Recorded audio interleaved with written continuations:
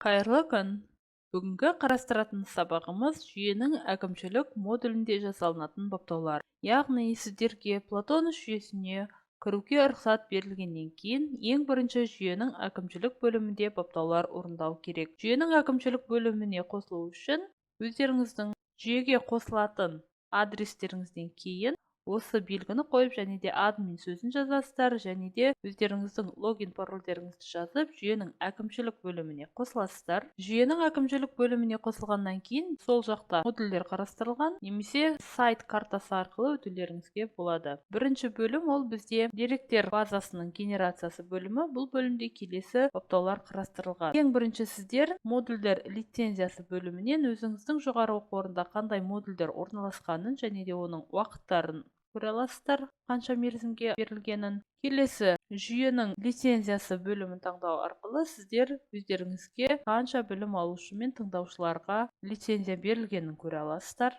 Келесі бөлім қорытынды бағаларды қайта есептеу, яғни бұл кезде қандай да бір себеппен өзгерістер енгізілген жағдайда қорытынды бағаларды қайта есептеу қарастырылған жағдайда бұл жерде өзіңізге қажетті оқу жылы мен семестрді таңдап, қайта есептеу батырмасын таңдасаңыздар, барлық журналдағы бағаларды қайтадан есептейтін болады. Келесі ол ағымдық бағалар, яғни бұл жерде де өздеріңізге қажетті оқу жылы мен семестрді таңдау арқылы ағымдық бағаларды қайта есептеуге болады. Келесі жүйелік хабарламалар редакторы бөлімінде, бұл жерде бізде өзіміздің жүйедегі барлық хабарламалардың атауы қарастырылған және де барлығында бізде редакциялау бөлімі қарастырылған. Келесі екінші бөлім бізде жүйе конфигурациясы. Жүйе конфигурациясы бөлімінде келесі модульдер қарастырылған. Ең бірінші ол бізде интерфейс конфигурациясы бөлімі. Бұл бөлімде келесі ақпараттар қарастырылған. Яғни жүйенің авторизация парағында жоғары оқу орнының логотипін жүктеу үшін осы бөлімге жүктеу батырмасын таңдау арқылы жүйеге өздеріңіздің логотиптеріңізді жүктей аласыздар. Келесі жүйенің шығыс құжаттарында логотипті көрсету, яғни транскриптер, жеке оқу жоспарлары, ведомостар,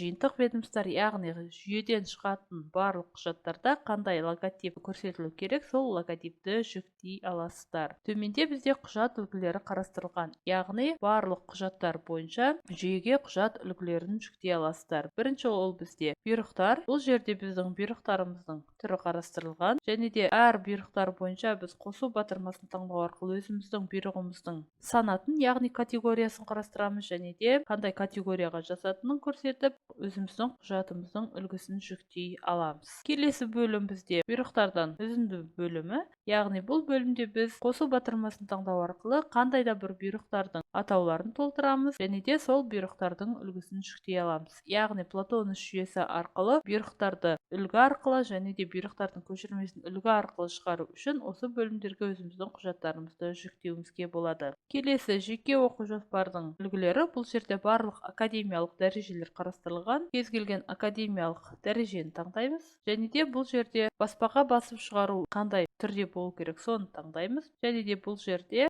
баспаға басып шығару барысында қандай ақпараттар шығару керек, сол қарастырылған және де төменгі бөлімде жеке оқу жоспарда қандай бағандар шығу керек, сол ұяшықтарды белгілейтін боласыздар. Келесі ақпар тізімдердің үлгілері, яғни ведомостардың үлгілері. Бұл жерде де бізде келесі үлгілер қарастырылған. Біріншісі ол бізде стандартты, яғни бұл жүйелік үлгі болып табылады. Бұл жерде ешқандай өзгеріс енгізе алмайсыз, тек қана ведомостарды қалыптастыру барысында автоматты түрде қандай ақпараттар бейнеленіп шығу керек, сол ұяшықтарды белгілеп сақтауларыңызға болады. Одан бөлек бұл бөлімде бізде келесі өздеріңізге қажетті ведомостың түрлерін қосуларыңызға болады. Ол үшін қосу батырмасын таңдайсыздар, атауын және де қандай ақпараттар шығатынын осы бөлімде идентификаторларды қолдану арқылы көрсете аласыздар. Келесі бізде транскрипттердің үлгілері. Транскрипт үлгілерінде келесі үлгілер қарастырылған, яғни әр үлгіні таңдау барысында әр үлгіде қандай ақпараттар басып шығарылу керек, сол үлгілер қарастырылған және де төменгі бөлімде транскрипттерді басып шығу барысында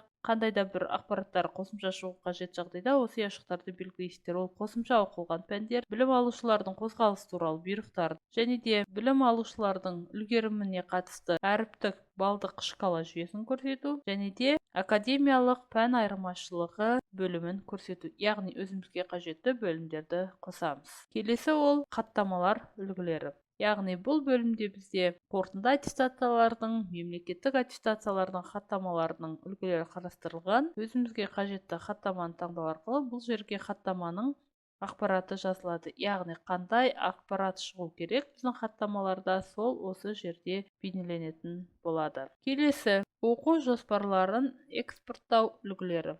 Яғни бұл бөлімде де барлық академиялық дәрежелер қарастырылған. Әр академиялық дәреже бойынша оқу жоспарларын шығаруда қандай үлгіні қолданасыздар, соның атауын жазасыздар және де бұл жерге сол үлгілеріңізді жүктейсіздер. Ол үлгілерге бұл жерде көрсетілген идентификаторлар қойылатын болады. Келесі бөлім сабақ кестесін экспорттау үлгісі. Яғни бұл бөлімде де бізде келесі үлгілер қарастырылған. Яғни бізде үнсіздікпен жүйелік бірінші үлгі. Одан бөлек егер де сіздерде өздеріңізге қатысты қандай да бір үлгілер болған жағдайда ол үлгілерді көрсетесіздер және де сабақ кестесін импорттау барысында соны қолдану қажет жағдайда осы ұяшықтарды белгілеп белсенді жасайсыздар. Келесі тура солай қорытынды аттестациялау ведомостары.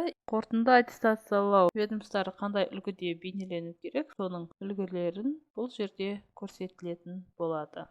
Және де қорытынды аттестациялауда қандай параметрлер үнсіздікпен бейнелену керек, сол параметрлерді бұл жерде белгілеп кетулеріңізге болады. Келесі білім алушыларға қызмет көрсету орталығының құжаттары. Бұл бөлімде бізде дайын құжат түрі және де өтініш түрлерінің үлгілері қарастырылған. Әр үлгіде бізде жоғары оқу орнында қандай құжат түрін құрастырдыңыздар, сол үлгілердің негізінде бұл жерге үлгілеріңіздің шаблоны жүктелетін болады.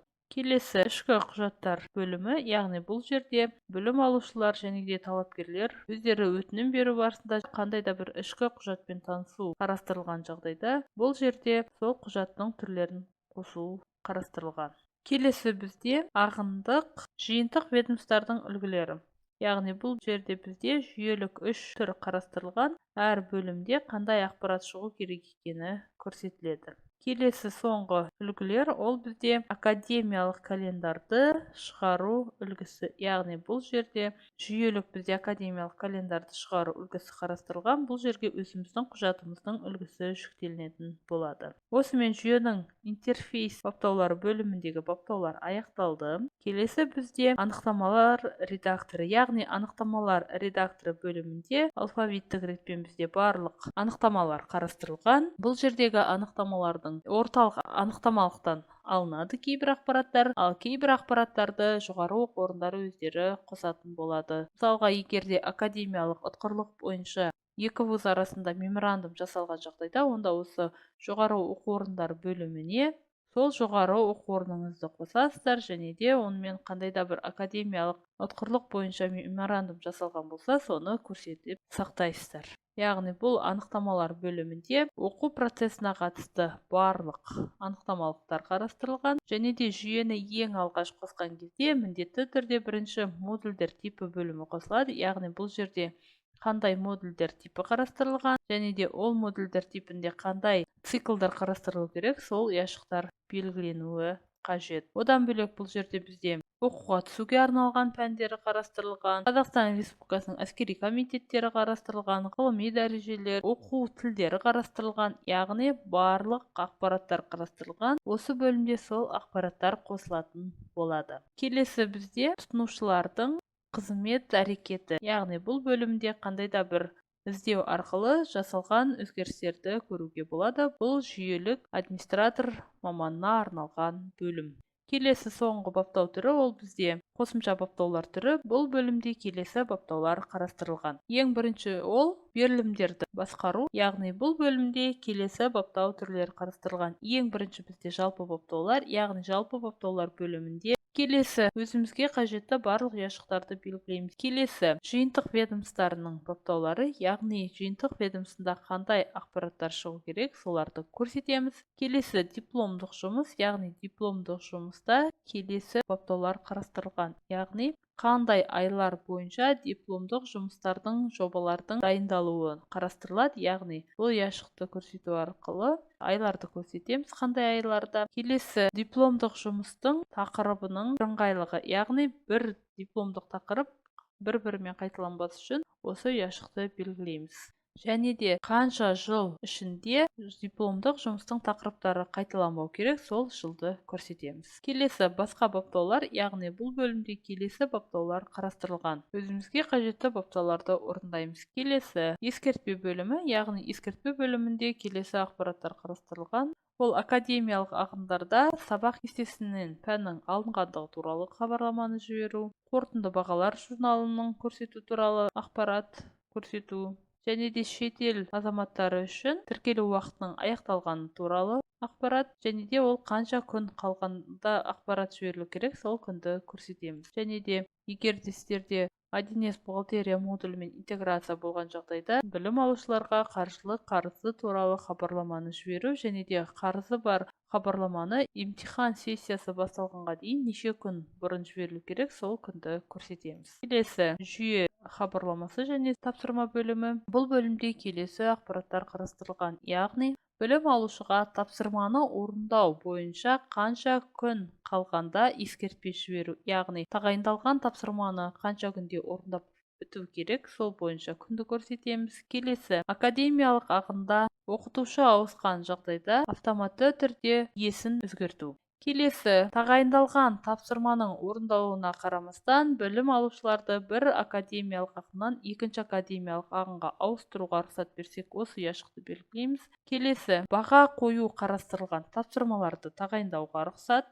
Келесі тапсырмаларды тағайындау барысында академиялық күнтізбеде сессия уақытын тексермей тапсырма тағайындау. Келесі тапсырмада білім алушыларға жүктелген медиа файлдарды жүктеуге рұқсат беру, және де қанша килобайт көлемінде медиа файлдардың максималды өлшемі болады, соны көрсетеміз. Келесі тұтынушыларға хабарлама бөліміне рұқсат беру. Келесі білім алушыларға тест тапсыру барысында хабарламаларға рұқсатты жабу. Яғни барлық өзімізге қажетті баптауларды орындаймыз. Келесі сауалнама бөлімі, яғни сауалнама бөлімінде келесі баптаулар қаралған. Ол сауалнама тағайындау барысында бастапқы бетте сауалнаманы өту туралы ақпарат парағының шығуы. Келесі қанша рет білім алушыға тағайындалған сауалнаманы кейінге қалдыруға рұқсат беру, сол уақытты көрсетеміз. Яғни 3 десек, білім алушы тағайындалған сауалнаманы 3 рет кейінге қалдыра алады. Келесі жауап кодтары бөлімінде жауап топтары бөлімінің жауап кодтары бөлімін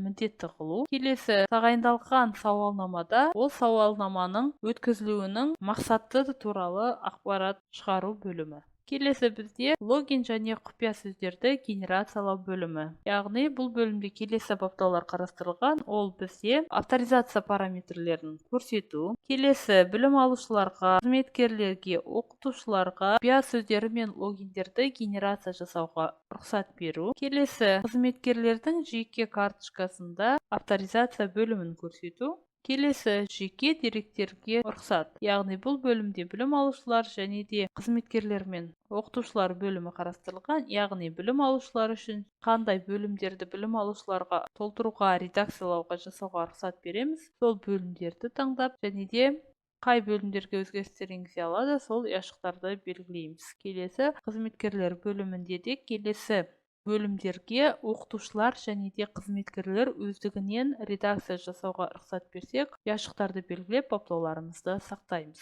Келесі құпия сөздер мен логиндердің параметрі бөлімі, яғни бұл бөлімде келесі баптаулар қарастырылған. Бірінші параметрлері, яғни бізде логин парольді генерациялау барысында қанша символдан тұратынын көрсетеміз өзімізге қажетті. Келесі құпия сөздерде әріптерді қолдану, символдарды қолдану.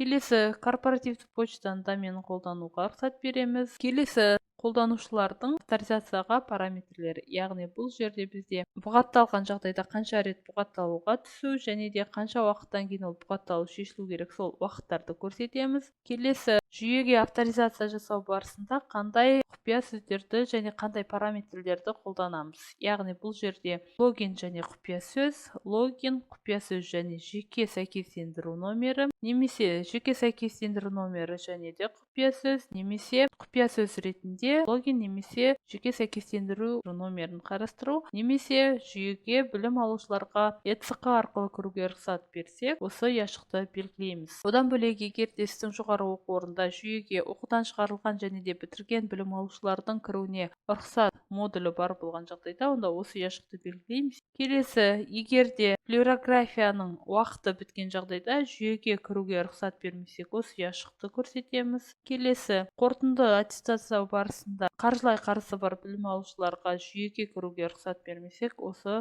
ұяшықты белгілейміз. Және де шетел азаматтарынан тіркелу уақыты аяқталғаннан кейін жүйеге кіруге рұқсат бермеген жағдайда осы ұяшықты белгілейміз. Келесі, білім алушылар және де қызметкерлер ата-аналар бөлімі бойынша қандай үлгідегі логин парольді қолданамыз, соны көрсетеміз. Келесі, бізде почта адресінің баптаулары, яғни бұл бөлімде біздің почталық сервисті қолдану туралы бөлімге иә немесе жоқ мәнін қолданамыз. Келесі, жүйеміздің сыртқы адресін көрсетеміз, электрондық почтаның адресін, сервердің портын көрсетеміз, құпия сөздерін және де барлық ақпараттарды көрсетеміз. Келесі, құжат үлгілерін жүктеу, яғни қандай да бір есептемелер бойынша құжат үлгілері осы бөлімге жүктелетін болады. Бұл бөлімдегі есептемелерді сіздерге техникалық қолдау қызметкерлері жасап беретін болады. Яғни өздеріңіздің ұсынған үлгілеріңіз негізінде бұл жерде дайын есептемелердің үлгілері жүктелетін болады. Келесі бөлім, бұл жерде бізде әріптік жүйенің шкалалары, яғни қандай әріптер қандай цифрлық эквивалентке сәйкес келеді, сол көрсетіледі. Келесі бөлім, сыртқы жүйелермен интеграция баптаулары, яғни қандай да бір сыртқы модульдермен интеграция болған жағдайда осы жерде сол модульдер қосылады және де қандай жиілікпен ол модульдердің қосылатыны туралы ақпараттарды көрулеріңізге болады. Келесі бөлім, жүйелік тапсырмалар бөлімі. Бұл бөлімде біздің жүйелік тапсырмалардың орындалу жиіліктерін көруімізге болады. Келесі бапта ол файлдардың сақтау бөлімі, яғни бұл жерде қандай серверде сақталады, сервердің администраторының почтасы көрсетіледі және де қандай сақтау файлдары, сол файлдарды көрсетеміз. Осындай ретпен жүйенің әкімшілік бөлімінде баптауларды орындаймыз. Осымен жүйенің әкімшілік бөлімінде орындалатын баптауларға арналған сабағымыз аяқталды. Сау болыңыздар.